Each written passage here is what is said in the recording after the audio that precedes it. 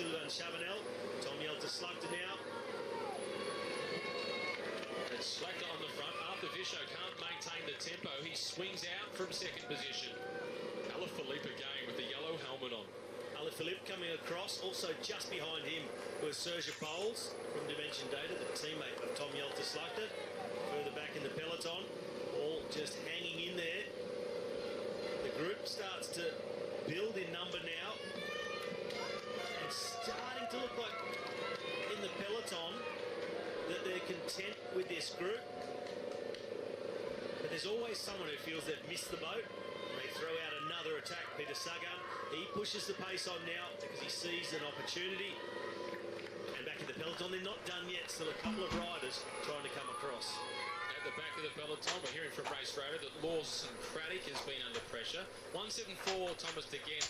He's the rider that got the action started. Dylan Groenewegen struggling towards the back.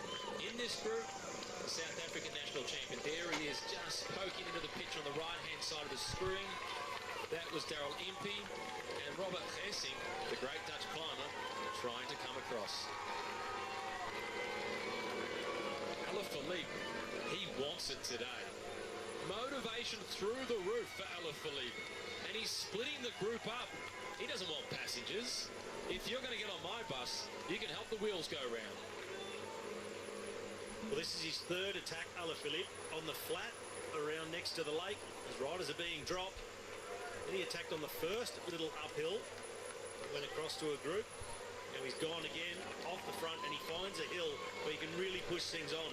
And green jersey, Peter Sagan, next man in line. Tom Yelter Slugter behind him.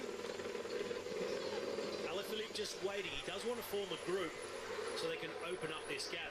This is Dylan Groenewegen, double stage winner, but the pure sprinter already in trouble in this catwalk climb. This is early. This is a position that you've experienced in the past. What does he need to do? Remain calm and just start to ride a tempo that he can handle. Hopefully he can get himself over the top, still within the convoy. A little bit of slipstream. From here on in, honestly, for Groenewegen, it's ride as hard as he can manage, what he thinks he can manage, for the next 5 hours. It's a time trial with mountains in it to get himself home in the time limit. Also, hopefully for him, he can at some point join the Gruppetto. He's struggling today, had a very heavy fall on stage 9 on the way to Roubaix and really hurt his right quadriceps. Damien Goudon wearing the red number, the most combative. Alaphilippe over the top in first position. Then Peter Sagan, followed by Tom Yelter Slugter. And it is Elie Gisbert of Fortunato Samsic who was at the tail end of that group. But Alaphilippe continues to drive. He is applying the pressure. He wants the break to go and go now. This is Dumas at the back of the peloton, fighting for survival. Number 151. He's got his lead-out man with him, number 157. That's Roman Sinkeldam. Sandwich in the middle in the black colours is Michael Hepburn.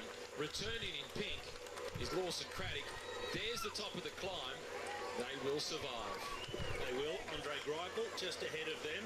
He's got Thomas De Gendt with him, early attacker. And Thomas De Gendt, I don't imagine he's having too much trouble with the climb, but decided to stay with Andre Greipel to try and pace him back on to the back of the peloton. Just been under so much pressure as his break forms. Peter Sagan in the group. Oh, a whole lot more too. A lot of riders coming across to form a group of some 20 riders off the front of the race. The rider there in the green colours from Dimension Data, that time it was Serge Bowles. Tom Yelter Slugter is certainly in that front group. But most notable, Bahrain Merida at the front. Van Avermaet in yellow in second wheel. And number 46 is Amael Moinard, former teammate with Greg Van Avermaet at the BMC team. And he's a rider with plenty of experience. He's been a King of the Mountains winner at Paris-Nice. This group is flying. Here comes Daryl Impey rolling on through. And depending on what happens further into the day, Jack Bauer could be very important for Adam Yates. Get up in that break.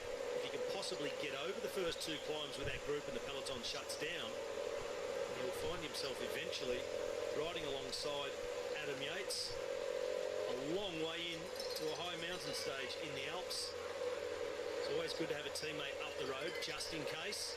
And Peter Sagan, he wants to take the 20 points on offer. I don't imagine there'll be too many challenges to the green jersey wearer, Even if they wanted to. We're 1 kilometre to go for the green jersey points. And I think everybody in this group understands what will be happening. They also need to make the most of the Valley Road before they get to the first of our Category 1 climbs of this year's tour. And that's not too far away. Once they get through this intermediate sprint, all focus has to be on building up that advantage if anybody from this group is to stand a chance of winning today. We see Peter Sagan, he's just come back off a turn on the front and then slots himself in around 5th or 6th, 7th wheel. He's not coming all the way to the back, 500 metres to go. Just having a check behind. He's got a teammate here, Hostelberger, who's going to move himself up to see if Peter Sagan needs a lead out. I don't think he's going to be able to get there in time. Seems to be having trouble to get past them. He's trying to. Sagan looking, sees him coming. Where are you, Lucas? Here he is. And now Lucas will do the lead out for Peter Sagan. Right on cue, arriving just in time and making sure that Peter Sagan gets maximum points and extends his lead in the race for the green jersey even further. He now moves out to 319 points, 101 points clear of Fernando Gaviria. It's certainly a lot more relaxed for the team because Richie Porte has crashed out of the race, so there's far less pressure on BMC. Greg Van Avermaet has now got a whole lot of freedom, but so disappointing for BMC, so disappointing for Richie Porte. But he's already spoken to the media and has said the Vuelta a España is not out of the question, and he could potentially challenge for the victory there. And the World Championships this year in Austria, Richie Porte is a real threat on that course. He's done so much hard work to get ready for July. Fingers crossed Richie can recuperate from those injuries and get right back in the thick of it in Spain and at the World Championships in Austria. Well, Matt, I guess you could say the silver lining for Richie Porte is that even though he's got a fractured collarbone, there's really no other damage. So that should heal really quite quickly. He'll be back onto the home trainer probably within about a week. And then within just 3 or 4 weeks back out on the road. And I would think he could be back out racing in 6 or 7 weeks. So it'll be a race against time to see if he's ready to ride the Vuelta, and if the team's prepared to line him up in the Vuelta.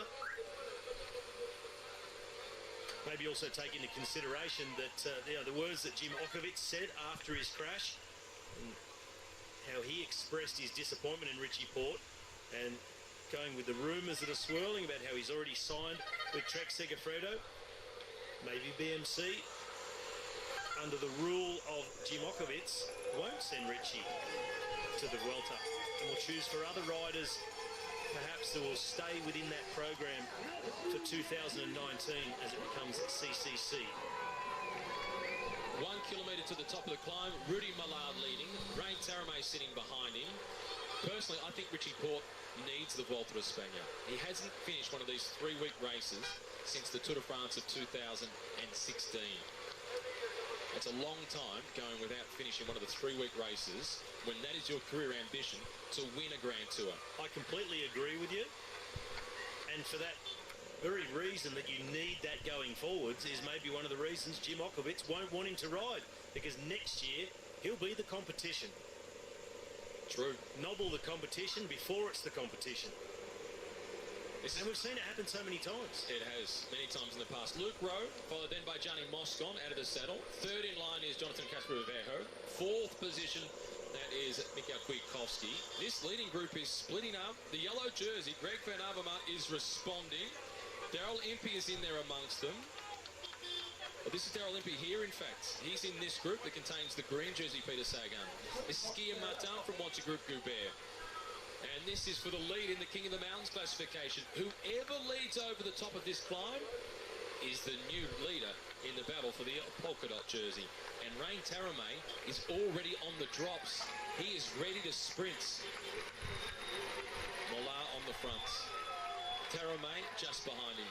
Sagan, he can get dropped on this climb and then just descend his way back on.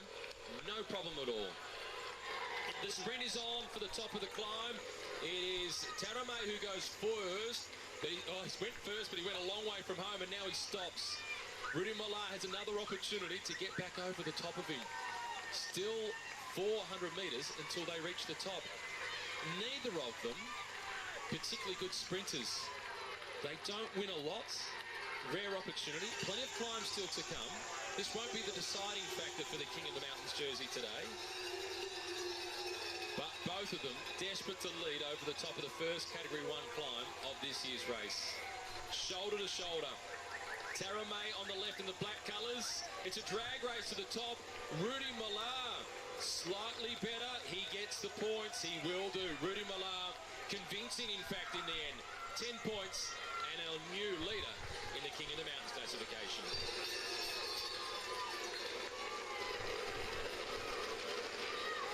Rain Tarame in second spot.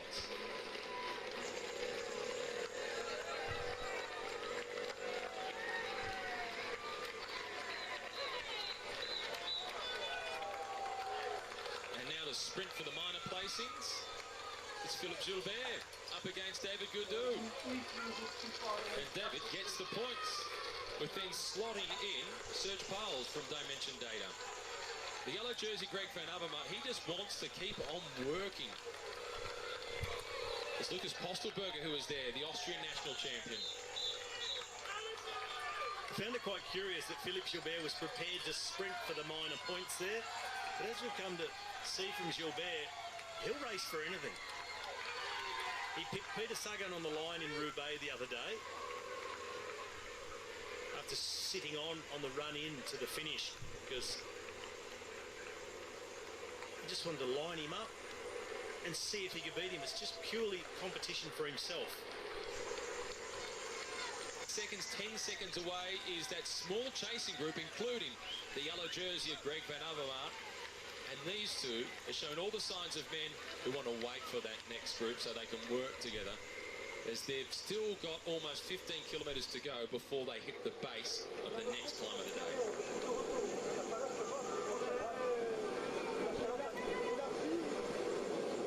The top of the next climb coming in exactly 21 kilometres time. And it's only a 16-kilometre climb. 6-kilometre climb, pardon me. So a long downhill all the way to the foot of the following climb, which is the Montée du Plateau de Glières. This is Emile Monard now coming through to the front. David Goudou, Rudy Mollard, Serge Pauls, Postelberger, Philippe Gilbert, Lilian Calmejean is there in the black colours of Direct Energy. So that group really has split over the top. The group with Van Avermaet, Philippe Gilbert, Monard, Goudou moved away from the rest of the group. And this is really what they did need, to thin the group down to get a motivated group to push on this next climb. If they're going to survive and fight out the stage win, they're going to need a lot more than the nearly 4 minutes they've got at the moment. But this descent is a great opportunity to open that gap right up, as I expect to see Team Sky take it really quite easy with the likes of Geraint Thomas and Chris Froome behind them. Serge Pauls drifting wide on that climb, and in fact Lilian Calmejean didn't make that split with the group that's chased across, and it's just the one rider from Direct Energy who was the rider that was off the front, second place over the top of the climb, Rain Tarame. Number 15, Taylor Phinney, tried to limit the losses and did a pretty good job of it for Rigoberto Urán on Sunday. Rigoberto came in across the finish line 59th, directly in the slipstream of Taylor Phinney, and they conceded just on around about 1 minute and 30 seconds on the Froome group. In terms of time of the riders still in the race, Rigoberto Urán was the biggest victim of Sunday. Richie Porte was the major victim, crashing and now out of the race with those injuries. But for those still continuing, it's Rigoberto Urán who's paid the biggest price for the time losses on that stage. Johnny Moscon leading for Team Sky. Weather conditions are ideal, a little bit of cloud no sign of rain, or it can all change very, very quickly in the mountains. And it's not blisteringly hot. It's warm, but it's not hot. But as you said, it can change so quickly in the mountains, and it can also be so isolated. It can be absolutely pouring with rain in one pocket of the Alps, and dry, hot and sunny just down the road. So if you're a little bit unlucky and you ride under some of those heavy showers, not on the forecast, but never discount them. This group here, they're holding at about 35 seconds ahead of the chase group. And this is not a very technical descent. It's also not very steep. On one of the bigger, steeper, more technical descents, you'd think Peter Sagan will come back. He'll just roll across that gap and get onto these riders, but it's a real pedaling descent. You know these roads well. What sort of maximum speeds do you expect to see in the race today? Well, later on some of the steeper descents, I'd say that the ones with the most intestinal fortitude and trust in their skills will hit over 100 kilometres an hour. The Strava record on the race so far is Romain Bardet with 136 kilometres per hour. How that happened was he had a bike chain throughout stage 9, and he jumped off his bike that had all of his SRM data and so on it. He then got onto the spare bike, got chasing again, back into the group. His bike that still had Strava running on it was up on the team car, and within the convoy, his bike on top of the roof hit a speed of 136 kilometres before he then jumped back onto that bike and rode it through to the finish line, and later uploaded his Strava profile without realising the 136 maximum speed. Well, hopefully somebody's flagged it.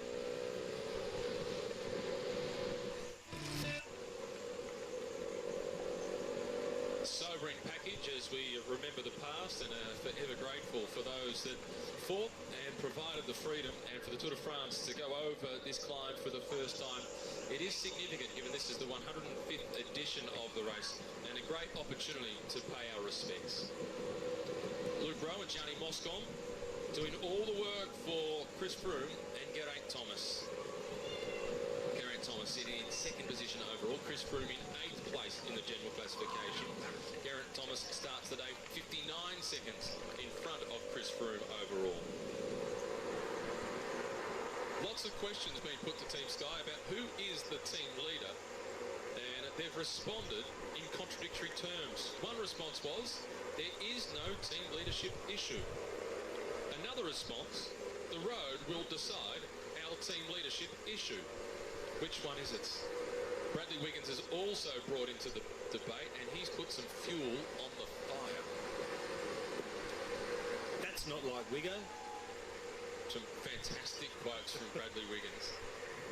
He was really stirring the pot. He said if Geraint stays where he is and takes yellow, they'll have a real problem on their hands. And there's a good chance for Geraint the next 2 days, next 3 days perhaps, to take the yellow jersey. But then Wiggo really did put some fuel on the fire when he said that Dave Brailsford, the team manager, can be divisive in his bid to try and keep the riders motivated. Wiggins said that Dave will be in the ears of both of the riders, telling them that they can win, so he's got both of those cards to play. Wiggo then went on to say about Dave Brailsford, he is quite self-serving. For him, it's about the team winning, it's not about the individuals. Well, there's a contradiction again. He's self-serving, it's about the team winning. That's his job.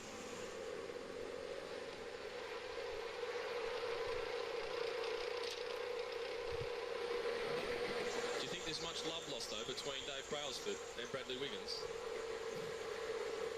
Point. Much ado about nothing. The roads will make the big decision. And when you've got Chris Froome, four-time winner of the race, he has to be the #1 man. And on the Sky team car, the way they put the bikes in terms of the easiest access, the spare bikes, the easiest access for the mechanic, in position A, it's Froome's bike. Position B is Thomas's bike. Position C is Bernal's bike. Froome is absolutely the leader.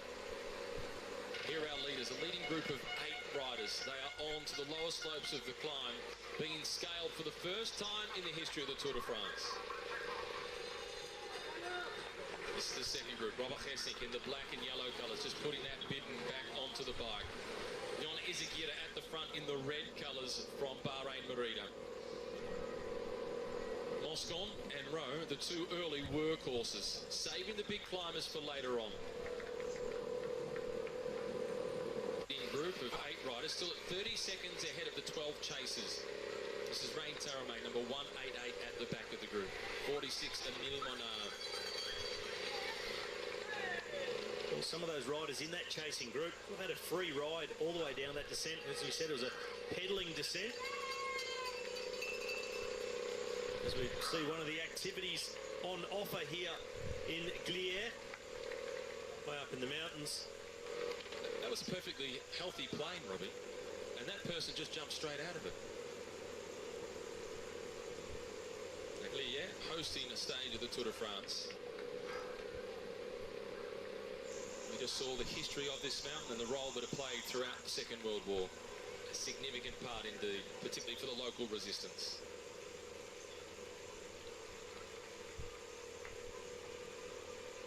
Savoie Mont Blanc. Quite the advertisement for the region to come and visit here. You can come in winter, quite obviously, and go skiing, but there's lots of good mountain bike riding in this region. And if you want to see how you go against the pros, come and ride one of the climbs in private and then make the decision whether you want to share on a public forum the speed that you rode up the climb. A mountain biker just jumping straight over the top of the breakaway. That was E.T. I want to go home. Well, you said the mountain biking was good here. Everywhere here. So's the mountain flying. His timing was good too, to take the run up at the right time, to be above the group and on camera. Not one we recommend to everyone to give it a go. Don't try this at home. Nice jump. Peloton still under the guidance of Team Sky as they approach the base of the climb. Question is, did he make the landing? He was pretty quickly out of view. There'll be footage of it though if he didn't. I'm sure somebody on the side of the road would have captured it. Well, our breakaway group, 4.8 kilometres from the top of the climb, 4:05 to the peloton. But compared to that first climb, I expect our leading group now to take a lot more time over Luke Rowe. I'm pretty sure Team Sky will be content to leave Rowe on the front until they get over this climb, because once they've gotten over the top of the Glières and then down the descent, there's another smaller climb that's not categorised, takes them through the feed zone, and from that point there's about 37 kilometres to get to the foot of the Col de Rome, and that's where the finale really starts at this stage. So I think they'd like to keep Luke Rowe on board as long as possible, ride to the descent through the feed zone, and then give it everything he's got until the foot of the second last climb, that Category 1. Of course, we get 2 Cat 1 climbs in the final part of this stage, and that's where the rest of the team will take over to narrow down this gap. Not that they're worried about anybody in this breakaway for overall honours. They'll still ride fast behind them though. Degenkolb, who got the victory, and what an emotional win it was. One of the best interviews you will ever see in any sport for a long, long time. Still, the 21-year-old, David Gaudu, on the front for Groupama FDJ. He's not worried about the passengers, and they're just 500 metres from the top of the climb. Rudy Mollard, he'll be starting to prime himself. He was first across the top of that Category 1 climb. The Trois Fruits took the maximum 10 points on offer as the group is splitting again. Tony Galopin in second last wheel here with Calmejean. This is off the back of the main peloton with Roberto Ferrari, Alexander Kristoff. Here goes David Gaudu from the front. This is Gaudu, the youngster, from the front. Alaphilippe is chasing him, and then Rudy Mollard in third position. The battle for points in the King of the Mountains classification. A rush of blood As youth got the better of experience, Alaphilippe himself is still very young. He goes over the top. Alaphilippe in the past has been accused by being too active, not patient enough. Gaudu will get the same, but we like what we see. 20 points now for Julien Alaphilippe. That will go close to moving him into the King of the Mountains jersey. Depending on the minor places, as we wait for confirmation as to where Rudy Millar goes over the top, Rudy should still be in the lead, but only just. Well, Millard was just in the background in third position on the road. Then we lost sight of him. Don't know if he hung on to that third place. But with his 10 points on the first climb and a possible 6, 12 in fact, so 22. But Alaphilippe, he didn't score on that first climb. It was actually Philippe Gilbert that tried to go for it. As they're on that gravel section, 1.8 kilometres across the gravel. And Julien Alaphilippe is not waiting. Look at the gap he's opened up. He's gone across the top of the climb. Gaudu has thought, we've finished the climb. Now we wait, work together, don't we? Not if you're with Julien Alaphilippe. You don't get a chance to rest. Well, Alaphilippe, he might not realise where he is. He's come off the cobbles a couple of days ago, into the Alps, and now what he might think he's on to the roads of Strade Bianche. The first time we've had gravel roads in the Tour de France since 1987. On that occasion, it was only 300 metres. This time, it's 1,800 metres. You can see his bike handling skills, a little drift through the corners, but still plenty of pressure on the pedals. He knows how to ride. Well, that's the go. When you do start to drift in a situation like that, the best thing is power on. It just helps you correct the bike, keep that drive going forward, helps with the balance. You stop pedaling, it seems to start sliding even worse. And so many people were delighted to see John Degenkolb take the victory. Former teammates, people that have never been teammates. He was in tears hugging Mark Cavendish when he went across the finish line. Everybody in the race knows exactly what he's been through after that horrific training accident in January 2016. But man, I'm just looking at the body language of the riders across this section of gravel. Doesn't look like the pace is really on, so still a fairly relaxed tempo being set by Luke Rowe on the front. So not wanting to take any risks across the gravel, just making sure they stay at the front. Tom Dumoulin was also being brought up to the front. And even though the chase isn't on in earnest, I'm sure there'll be plenty of riders there that the GC contenders would also like to start this next descent at the front. As they say, be up front, stay out of trouble. You never know if the peloton splits, somebody crashes, something happens, you get left behind and left with a very difficult chase to get yourself back on terms. It's just about keeping yourself covered. At the moment, they're covered in dust. Luke Rowe out of the saddle in the centre of the picture for Team Sky. Nick Yasant with a nod of the head. He likes the instructions. He's happy to do whatever Tom Dumoulin tells him to do. There's a problem at the back, Team Sky. It looks like Castrovejo has stopped. And is that... It's not Geraint Thomas. This is Geraint Thomas near the front. Can't see Chris Froome. Michael Kwiatkowski is sitting there in fourth. There's Luke Rowe. It's not Geraint Thomas. What's here? It is Froome. It is Froome. It is Froome with the small mechanical problem. This is Alexander Kristoff now in the white colours. Here comes Chris Froome.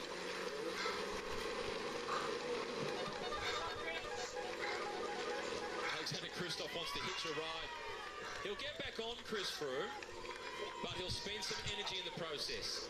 His team will shut things down at the front even more. They're on that uphill section of gravel now. They'll know what the problem is. They'll know he's chasing back on. So they'll try and completely shut things down at the front of the peloton, which in the meantime is great news for the breakaway. I thought they'd be out to 7 minutes by the end of the gravel. Well, with this happening and having to wait for Chris Froome, shutting the pace right down, that is the ideal situation for our break in front. La mine descendait des collines, camarades. Sortez de la paille les fusils, la mitraille, les grenades. Oh, et les tueurs à la balle et au couteau,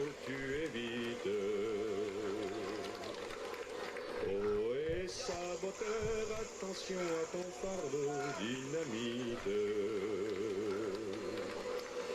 C'est nous qui brisons les barreaux des prisons pour nos frères. La haine à nos trousses et la faim qui nous pousse la misère.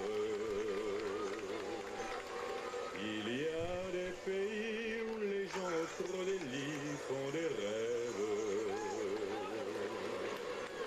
Ici, nous vois-tu, nous on marche et nous on tue, nous on crève.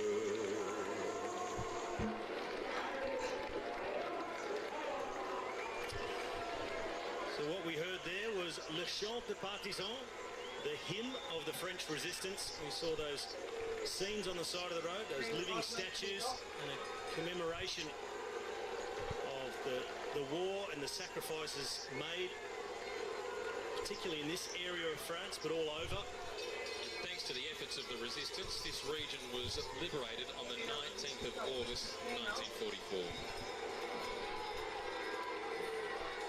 Chris Froome is 100 metres behind. That's the last update. Now he's just made contact.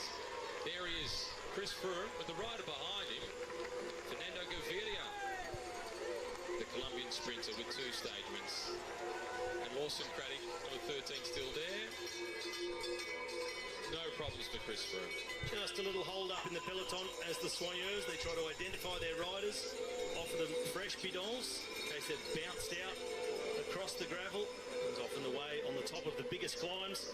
You see all the team assistants, but they cause a hindrance in themselves. They narrow the road right down because one goes a little bit forward, the next one goes a bit forward to be able to see his riders, then the next one as well. And before you know it, you've got a 2 metre wide stretch of road to get through when the road is in fact 10 metres wide. Yeah. No common sense to it, but it happens all the time. Number 194 in the white colours on the red bike. That's John Degenkolb, just making sure the road is clear for Chris Froome. Still, Froome is doing all the chasing. He's on the radio to his teammates to try and come back and support him so he doesn't waste energy. And we just spoke about how where the soigneurs stand to hand out bidons narrows the road, causes a bottleneck.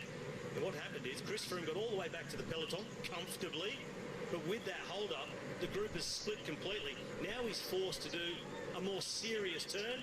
This is Walt Pouls coming back to get him, number 6. Timing perfect, drop back, re-accelerate. Froome just checking on his own brakes, don't know if he's loosening or tightening there.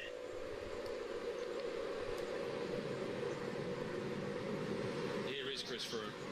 Just an adjustment on the go by Froome, and they'll descend their way back onto the back of the group. All very positive there from Chris Froome, as you would expect. As for getting Geraint Thomas into the yellow jersey, at the moment, on the road, 7 minutes and 11 seconds behind the current race leader, Greg Van Avermaet. Add another 43 seconds to that. So it's almost 8 minutes the buffer that Greg Van Avermaet has got to try and defend his yellow jersey.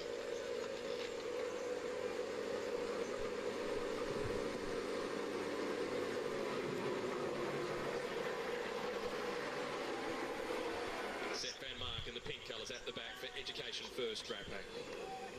We don't know how injured many of the riders are in the race that were involved in the falls on stage 9 or falls throughout the first part of this year's Tour de France. Because rightly so, most of them just speak really positively and say, no, I'm fine, won't be any issues for me once we get out onto the open road.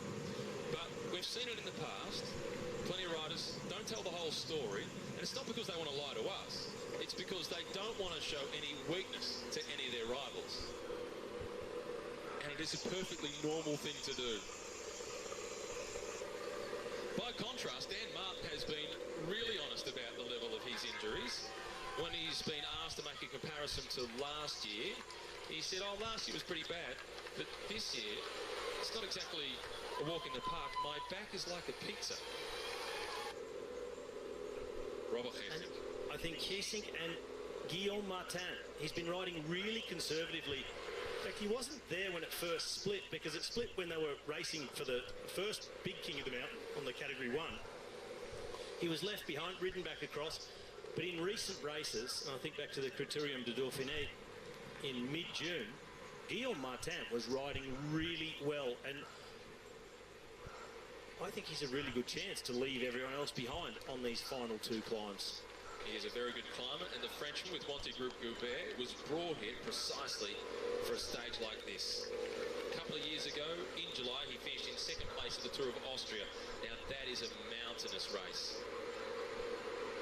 It's a really tough race. And when Cadel Evans missed out on selection for the Tour de France, when he was riding with the Telecom team or the Team Mobile team, that's a race that he won when the Tour was on. Through the Valley Road, this is Peter Sagan and Lucas Postelberger finally being caught. So for Sagan, it was all about getting those 20 points on offer for the green jersey. After that, he really did just sit up, and he's been out on what you could term a training ride. Until then, cruising along, just waiting for the peloton to catch him. Smirking at the camera. Not quite smiling, smirking at the camera. Now leads the race for that green jersey by 101 points ahead of Fernando Gaviria. Lucas Postelberger making his first appearance at the Tour de France. He fronted up to the Giro d'Italia for the first time last year, and he won the opening road stage and got a day in the Maglia Rosa, the pink leaders jersey. As these two riders about to be pulled back in by Team Sky, and the time gap to the breakaway down to 7 minutes and 10 seconds. So Luke Rowe, he is putting it all out there, waves hello. We saw a few days ago Marcus Burkhardt from Bora Hansgrohe. He was up the road and he dismounted, stood on the side and applauded the bunch as they came past, rather ironically. But Gianni Moscon and Luke Rowe now picking up the pace to bring the break back a little bit before they hit the slopes of this second last climb, which is in about 13 kilometres time for our leading group. Add another 4 or 5 kilometres to that for the peloton, and Rowe and Moscon will ride themselves not quite empty but pretty close to it, to the base of that climb. And as they're going through the Valley Road, why sit on the front and let everybody into the slipstream? They're leaving just enough room for 8 with the wind coming from the left-hand side of the road. Yeah, what breeze there is, there's not much of it, but they're not giving anyone a free ride as others are forced to come up on the left. Team UAE for Dan Martin. He's the man here with the bandage on the elbow, and next to him, Asie Duzert Le Mondial for this man in the centre of screen, Romain Bardet. There's Bardet. 1 second, 1/3, a multiple stage winner in the Tour. And we're also seeing plenty of action further back. Look at others moving around the outside. The Mitchelton Scott team making sure they keep the British climber Adam Yates near the fronts.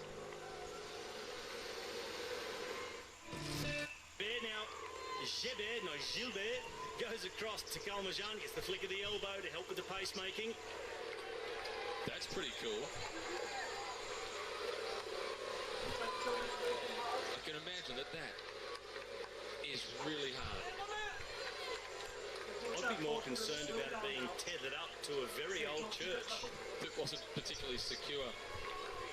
You should see the documentary on the French guy that did the tightrope between the two twin towers. It is amazing.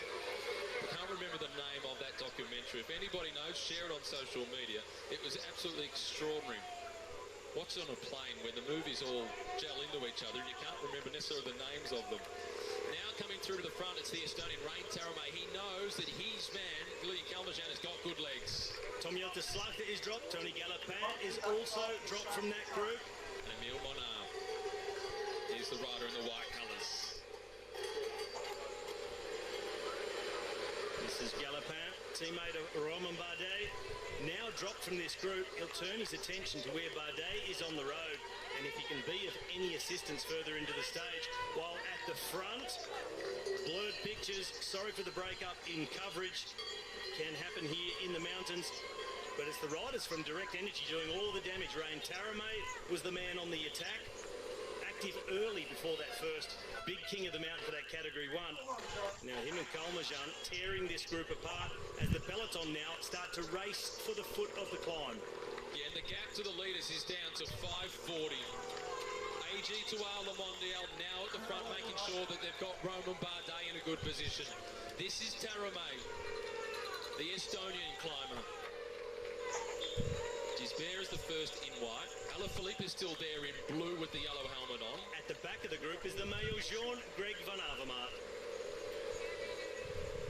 First of two climbs. Now at the front of the peloton, Castrovejo does the tempo for Team Sky. Warren Barguil was attacking out of the peloton. Here he goes, Wawa, the winner of the King of the Mountains classification 1 year ago. That is rapid. Well, that is a huge attack from Warren Barguil. He's got teammates up the road. That's of no concern. Maybe trying to use them as a springboard.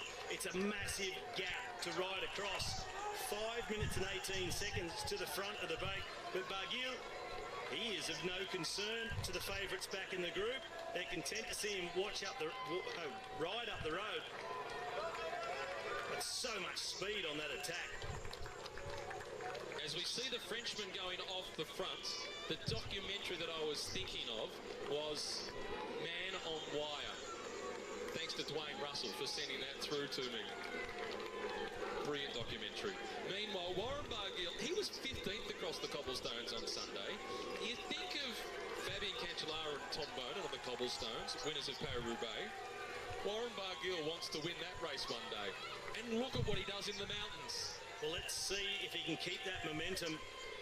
There was a huge attack. It's one thing getting off the front, getting the gap to the peloton. It's another riding across to these guys. Taramay off into the distance. Godou on the chase, number 152. And the yellow jersey has made contact, Greg Van Avermaet. The look across the shoulder from Rein Taramay. A searching look. Godou, Bowles, Van Avermaet.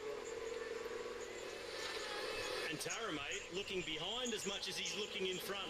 This is the next group on the road. In fact, it's the fourth group on the road at the moment. Robert Geesink leading Mollard, Alaphilippe, Kalmajan. And that's Gisbert now that's slipping into the back. The peloton is really thinned down. Well, the steep slopes of the Col de Rome, they are doing the work. 11 and 12%. Now at the front, Jonathan Castrovejo behind him. Michal Kwiatkowski, Team Astana with Michael Valgren leading them up for Jakob Fuglsang. Winner across the cobblestones of Het Nieuwsblad at the start of the year and then the Amstel Gold Race. He's right at the front in the high mountains. Peter Sagan, the green jersey. It's been a successful day for Sagan. Moscon going backwards. His job has been done. Matthew Heyman, number 64. 74, that was Iverti. Gaviria with support from Tim de Klerk. Simon Gerrans out the back. Yves Lampaert, the Belgian champion, now being dropped. Thomas de Gent still on the back of the group. No, he's in a group that's been dropped as well. Colbrelli was in that group. Oliver Narsson there. Luke Durbridge. Van Dillier as well. It was Marzinski, I think, a bit further up the road for Lotto Soudal.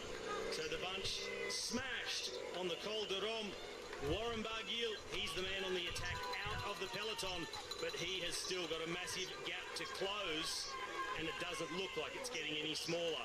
A big, whatever he's got left, and Alaphilippe is alone. Alaphilippe checks over the shoulder, under the legs, the gap has opened up. The Frenchman is free to fly. Taramay is left searching. Well, there's the moment. The head drops for Taramay. He was 1 length, 2 lengths, 3 out of the wheel, and Alaphilippe is gone.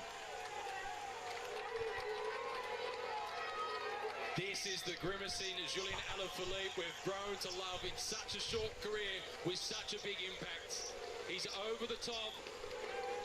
He leads the King of the Mountains classification, but he wants a whole lot more. Taramay. Can he work his way back? Alaphilippe is waiting. I find that surprising. I didn't expect him to wait for Taramay once he got over the top. He wanted to be sure of having the points. He made that extra effort. But I think from now on, it's no use having anybody with you. It's whatever you've got, whatever you can do. Maybe he's just so confident, keeping with him on the downhill. Maybe use him a little bit on the initial slopes of the Colombier. Van Avermaet takes points for the KOM. Go figure. Taramai's not there yet. Incidentally, the main peloton's still 5.5 minutes behind. Was waiting, not waiting, and Taramai just can't get that gap closed. Another look by Alaphilippe, and the gap starts to open again. The tank is empty. Taramai's tank is empty. It's only 4.6 kilometres to the start of the Col de Colombière. Short, fast descent. Alaphilippe down onto the top tube. You saw them just go through quite a dip in the road. It bucked Taramai a little bit. This is the chasing group. Keesing, Van Avermaet, Izagirre, Calmejean. They are 52 seconds behind Alaphilippe and Taramai. Still Team Sky in complete control. The rider that just gave a water bottle with some food attached to it to Chris Froome is Egan Bernal, the youngest man in the race, having no problems. Well, no problems seemingly today. He had a few on stage 9. He crashed heavily on the stones on the Roubaix stage as this is Taramai, but where is Alaphilippe? I think he'd be gone in the distance. There was no point Julien Alaphilippe waiting at all for Rein Taramai. He's just cost himself a little bit of time. Taramai has not done a turn of pace on the front to give Alaphilippe any slipstream. And now through the corners, Taramai has been blown away. Well, that's why I said before we saw Alaphilippe drop him on the climb, I said 100% he'll drop him in the downhill. Alaphilippe, a noted descender. And Taramai, to put it nicely, is not. The motorbike with our cameraman on the back. They can't even catch Alaphilippe. They need long straights to get the throttle fully open to close the gap, and then they'll lose him through each corner. The gap to the group of chasers heading out towards the minute now for Alaphilippe. Only around 4 kilometres to the start of the next climb, the Category 1 Col de Colombière, 7.5 kilometres at 8.5% average. He's so aggressive on the bike, Julien Alaphilippe. By contrast, you can see how timid Rein Taramai was. You can tell the difference. Someone who's timid, they lean back away from the corner, bring their head back. A guy like Alaphilippe, headlong into it, get the head down, get it low centre of gravity, and trust the equipment. 5 minutes and 44 seconds is the advantage for Julien Alaphilippe over the peloton that contains all the big favourites. Now 1 minute to the group of the Maillot Jaune, Greg Van Avermaet in the chase, 10 seconds over Rein Taramai. This is Gorka Izagirre, the Spanish national champion. One of the teammates of Vincenzo Nibali. This is Alaphilippe. I feel for the cameraman on the back of the motorbike. He is almost a kilometre now in front. In fact, he is a kilometre in front of the yellow jersey group. Shaking the legs. He's relaxed. He's thinking, get the legs ready for the next climb, shake it out, get aero, build the gap. Alaphilippe is having a whole lot of fun. He loves this. Indeed he does. Others are going down here thinking, don't make a mistake, don't get it wrong, be careful in the corners. Alaphilippe's thinking, this is great. Yeah, he's screaming, woohoo! Let's go.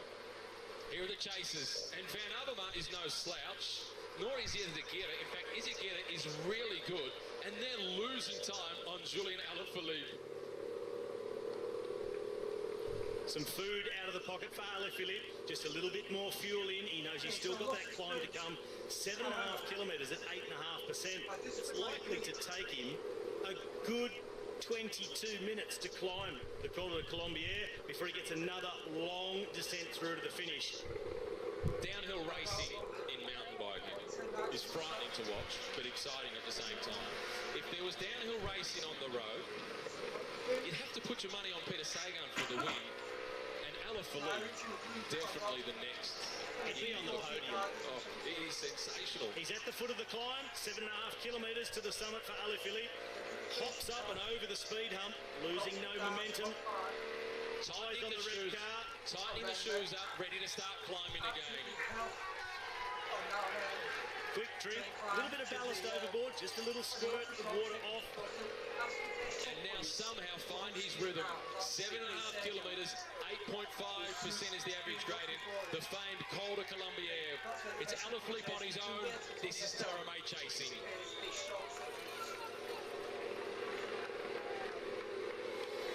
Well, I'm afraid that Taramay is not going to see Alaphilippe again. And again, we're seeing somebody on the tightrope, and that movie that I was referring to, the documentary a little bit earlier on, Man on a Wire, the Frenchman that went on the tightrope between the Twin Towers back in the 1970s it was. Brilliant documentary. This is most of it downhill. Rigoberto Urán is losing contact. Is this the first one to fall away from contention in the race for yellow? Well, Matt, this is exactly what I was talking about before. Why not have a go? You might find somebody out. And Rigoberto Urán, he's hung on, looked relatively comfortable most of the day. Near the top of the final climb, things are unravelling for the Colombian. His form has been good. The crash on Sunday has hurt him.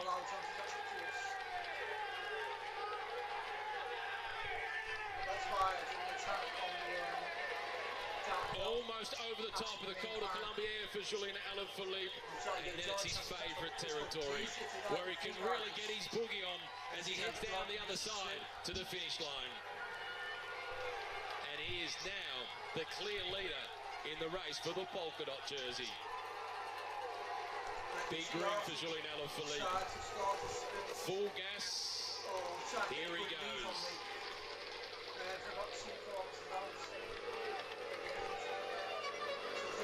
Well, Alaphilippe, he'll be on his way to at least 2 podium visits this afternoon. He will win the stage if he can keep it upright. He'll be pulling on the polka dot jersey of King of the Mountain, possibly with a red number to go on the back of that. But if they gave it to Greg Van Avermaet, I don't think there'd be any complaints either. What a defence of yellow.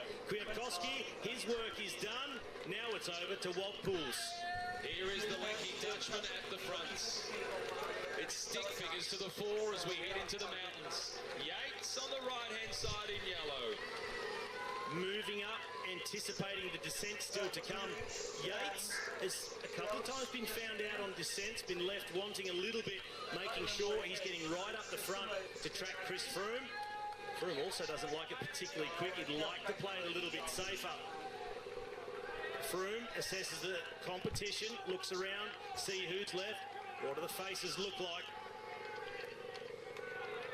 Now on the road, there's the general classification virtual. Greg Van Avermaet out to 3:42 ahead of Geraint Thomas. Here comes Jon Izagirre over the top at almost a minute and a half behind Julian Alaphilippe. Well, head-to-head on the descent, I would rate them fairly evenly. Possibly Alaphilippe will notice that I don't need to take the risks on this descent. I just need to get myself to the bottom and I can roll across the finish line. Serge Pauls with Greg Van Avermaet approaching the top of the climb. 2 Belgians to get. Okay.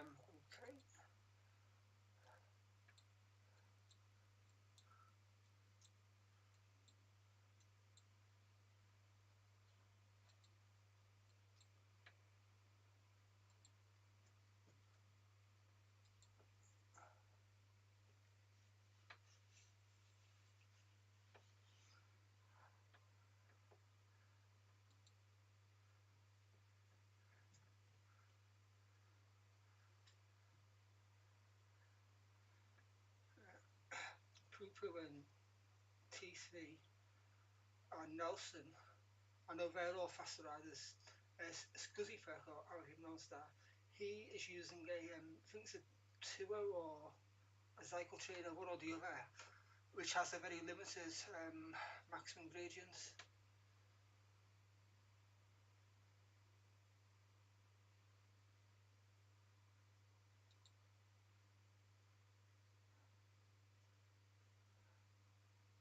So let's just see where I am riding tonight.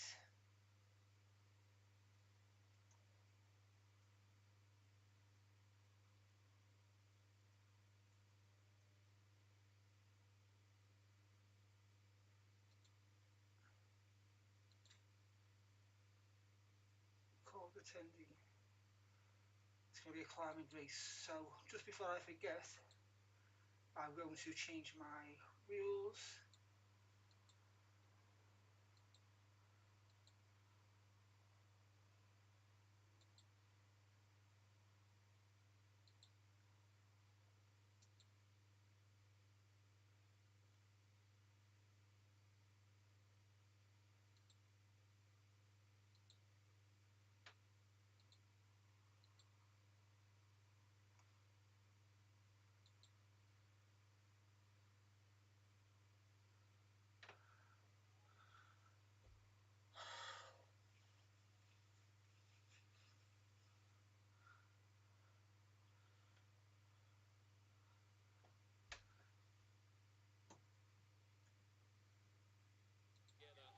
They're on opposite teams, but they've got a common interest. Survive through to the finish line. Taramay, third position over the top. Plenty of courage today shown by Rain Taramay. Bob was the name at the top of the climb, and this is Bob. And Bob is bobbing, and he's off the back. Yongles is in difficulty. Well, run off the back now, Bob Yungles, and he still has around a kilometre to go to the top of the climb. Trying to just hang it at that distance, not lose any more, so he can ride himself onto the back of this group of favourites. The race has gone forward. That is starting to find a few men out. Now get Aero into the podium. He's about to be a winner in the Tour de France. Still just 26 years of age. He's already smiling. He's only just gone underneath the 9-kilometre banner. You tell your kids when they play sport as juniors to have fun. Alan Philippe is at the highest level of cycling in the world, and he's still having loads of fun. He's Peter Sagan in the mountains. Out of the saddle, re-accelerating again. And he's riding on the adrenaline of knowing he's on his way to a stage win. Nothing hurts anymore for Julien Alaphilippe, riding on pure joy.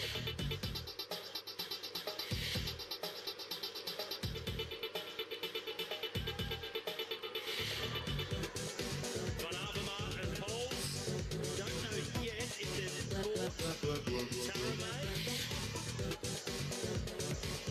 They haven't, according to the race computer. He's only some 20 seconds ahead of them. So Izagirre is riding in second at a minute 42 behind Julien Alaphilippe. Taramay at 1:59, Van Avermaet and Pols at 2:20, and the peloton, the Chris Froome group, at 4:25. And Greg Van Avermaet has been awarded the most combative prize. Alaphilippe has a look of disbelief on his face. Believe in Julien Alaphilippe. He's the kind of guy who makes his own dreams come true. He works so hard. He takes big risks. The team have always tried to keep the reins on him. Today, they let them go.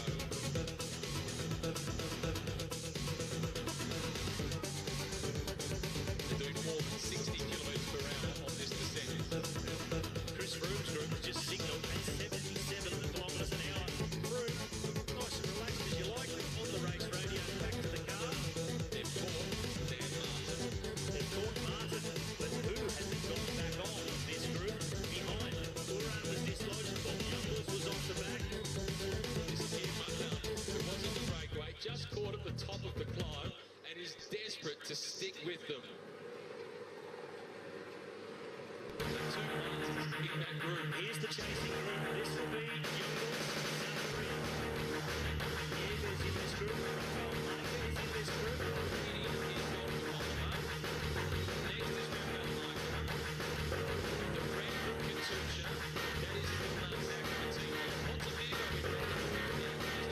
He needs to save anything for tomorrow. He needs to help pictures on him. BMC's group reserve. And Bob Yungles, who rolled his way to the finish.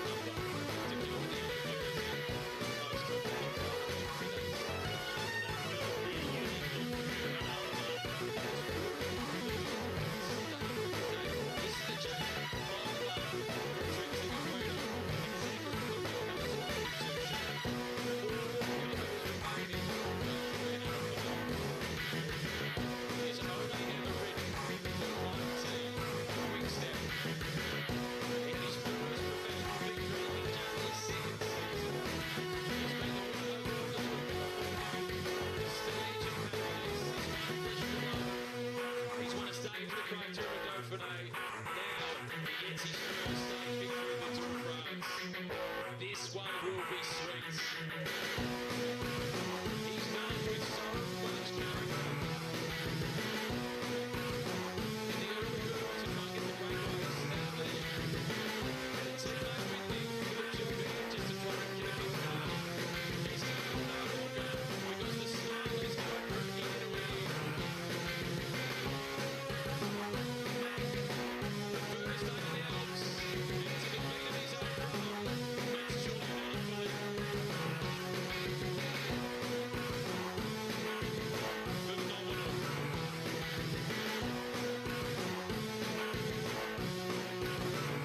A heroic ride from the Frenchman.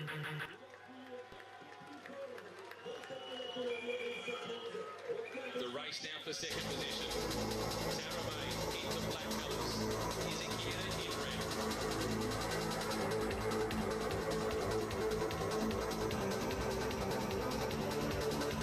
The third win for Quickstep. Now the emotion runs over for the Frenchman. Izakina in second position. Is in the box seat to take second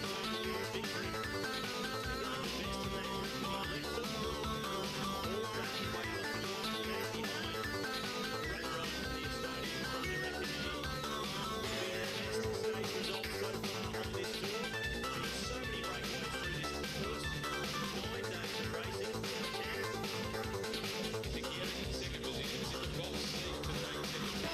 looking to slipstream on Taramay. Sprint for the marketplaces behind Alaphilippe. Izakina over the top straight to the back. He lost second.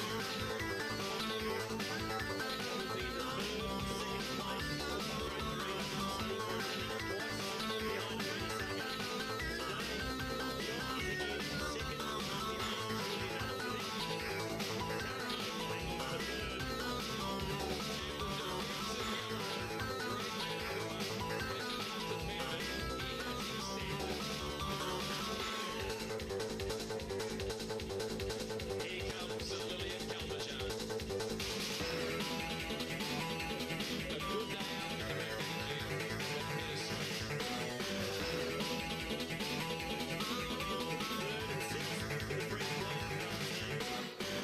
What a defence.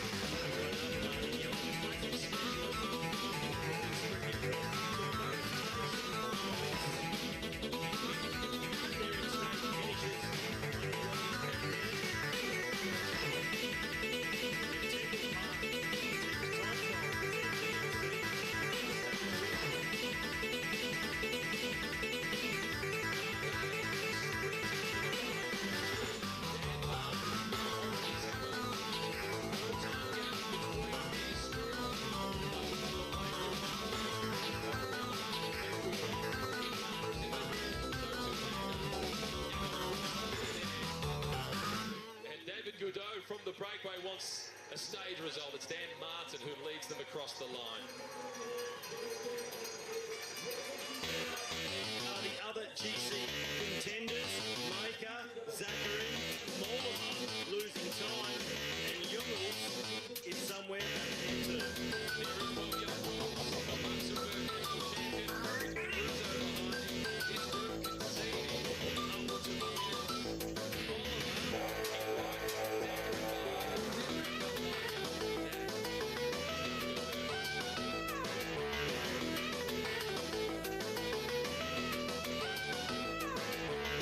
That certainly is a big loss for those riders.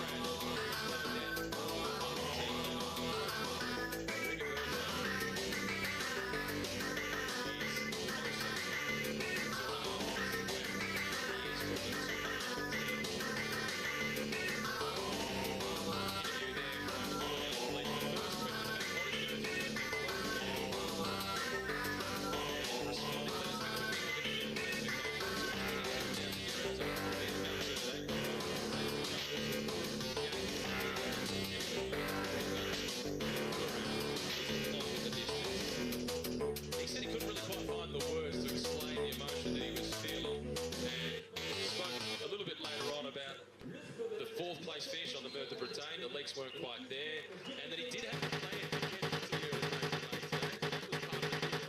And now he's also hoping to good the overall classification. Clearly, he wanted to thank his family as well. He was pretty happy.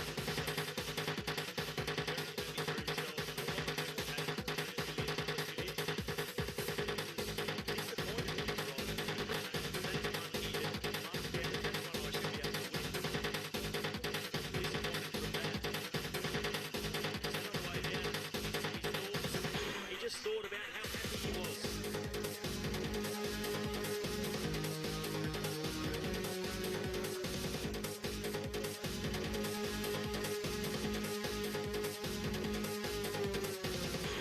The race is now in the heart of the mountains. Terrain that puts fear into the souls of the sprinters and hope in those who are chasing yellow. This is the second of 3 UK finals in the Alps.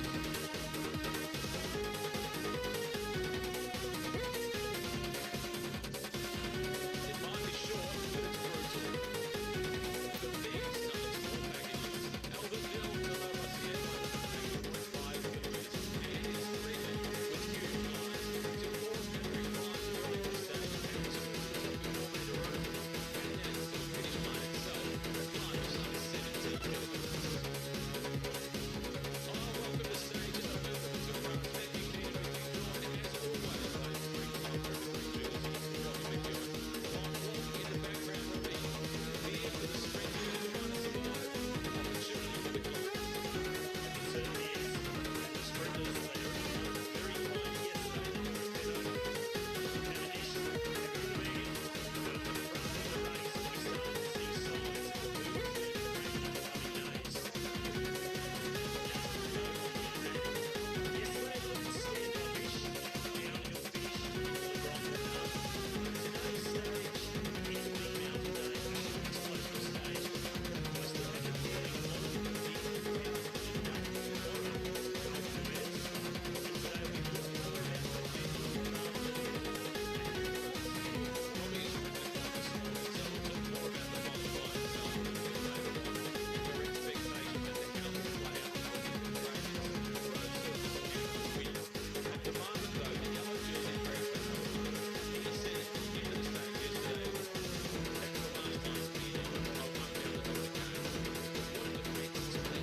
on the fantastic finish by Greg Van Avermaet. Always his form of defence going on the attack. He really enjoyed his time in the jersey. Richie Porte crashed out of the race. What a reason for Greg Van Avermaet to look at anybody else. Not that he really has in the first part of this Tour de France anyway. He's done what he came here to do. He said before the Tour de France, I hope to get a stint in yellow after the team's time trial and try and win a stage. He's been close to stage wins. But 6 days in yellow, it's a bit big in itself. But I do believe he can still up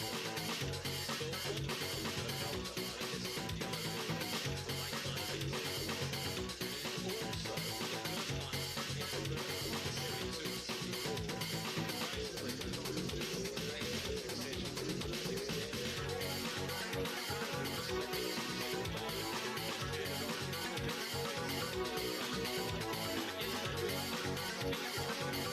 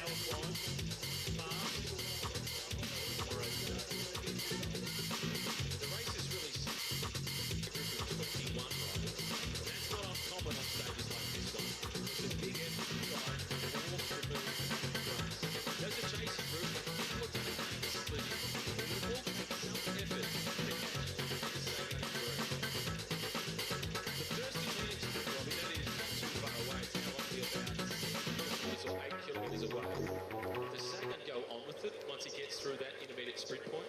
I think he'll do what he did yesterday, ride himself onto the first climb and then just ride his own tempo, not try and go with the likes of Navarro, Barguil, who really need to then try and push out and create a big gap. I think Sagan will just cruise up and ride through the stage within himself. He's one of the sprinters, one of the very few. It's really strong. Within himself, he chooses which